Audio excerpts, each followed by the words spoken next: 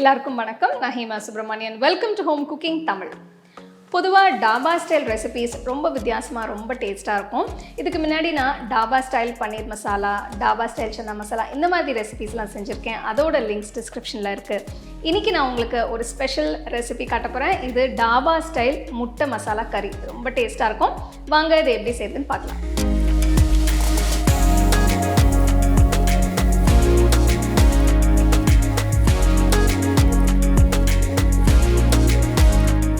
இந்த ரெசிபிக்கு நான் 5 முட்டை எடுத்திருக்கேன். முதல்ல முட்டையை வேக வைக்க போகிறேன். கவனமாக தண்ணியில் போட்டு 15 நிமிஷத்துக்கு வேக விடுங்க. 15 நிமிஷம் கழித்து தண்ணியிலேருந்து எடுத்து வெளியில் வச்சு ஆற விடுங்க. அடுத்து முட்டையை வறுக்க போகிறேன். இதுக்கு பேனில் 2 டீஸ்பூன் எண்ணெய் ஊற்றுங்க. 1/4 டீஸ்பூன் மஞ்சத்தூள், 1/2 டீஸ்பூன் மிளகாய்த்தூள், 1/4 டீஸ்பூன் உப்பு போடுங்க. அடுப்பை லோ ஃப்ளேமில் வச்சு மிக்ஸ் பண்ணுங்கள். முட்டைகளை மசாலாவில் போடுறதுக்கு முன்னாடி எல்லா பக்கமும் லேசாக கீறி விட்டு போடுங்க.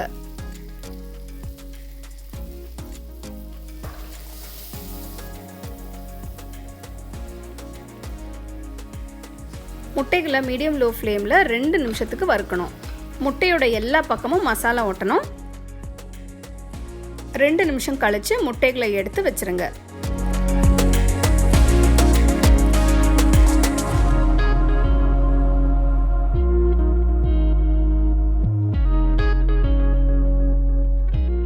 அகல பேனில் 2 டேபிள் ஸ்பூன் எண்ணெய் ஊற்றுங்க.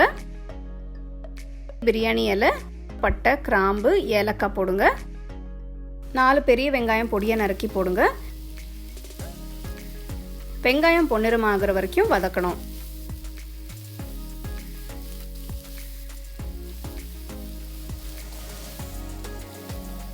வெங்காயம் நல்லா வதங்கிடுச்சு. 1/2 டீஸ்பூன் இஞ்சி பூண்டு விழுது போட்டு வதக்குங்க. அடுத்து மசாலா தூள் சேர்க்குறேன். 1/4 டீஸ்பூன் மஞ்சள் தூள், 2 டேபிள் ஸ்பூன் காஷ்மீரி மிளகாய் தூள், 2 டீஸ்பூன் தனியாத்தூள், 1 டீஸ்பூன் சீரகத்தூள், 1 டீஸ்பூன் உப்பு. மசாலா தூள் சேர்க்குறப்போ அடுப்பை நல்லா குறைச்சி வச்சுருங்க. எல்லாத்தையும் மிக்ஸ் பண்ணுங்கள். அடுத்து 5 பச்சை மிளகாயை நீல வாக்கில் 2 துண்டாக கட் பண்ணி போடுறேன். அது போட்டு நல்லா வதக்குங்க. 4 தக்காளியை மிக்சர் ஜாரில் போட்டு விழுதாக அரைக்க போகிறேன்.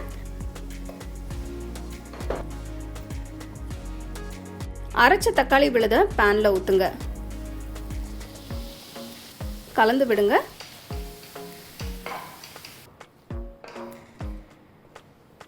மசாலா கட்டியாக இருக்கிறதுனால 1 கப் தண்ணி ஊற்றுறேன். பச்சை வாசனை போய் எண்ணெய் பிரிகிற வரைக்கும் கொதிக்கணும். பேனை மூடி 15 நிமிஷத்துக்கு கொதிக்க விடுங்க. 15 நிமிஷம் ஆயிடுச்சு. பச்சை வாசனை போய் குழம்பு நல்லா திக்காயிடுச்சு. இதில் நான் 1 டீஸ்பூன் கரம் மசாலா போடுறேன். கலந்து விடுங்க.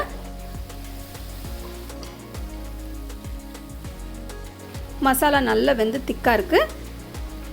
கிரேவி கன்சிஸ்டன்சி வரத்துக்கு 1/2 கப் தண்ணி ஊற்றி மிக்ஸ் பண்ணுறேன்.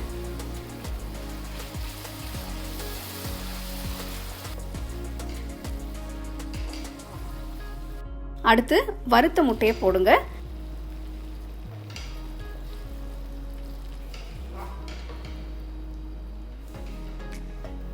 கடைசியாக கொஞ்சம் கசூரி மேத்தி போட்டு மிக்ஸ் பண்ணுங்க.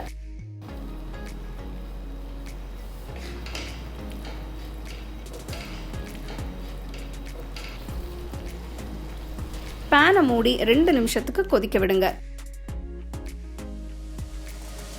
சுவையான டாபா ஸ்டைல் முட்டை கறி மசாலா தயார்.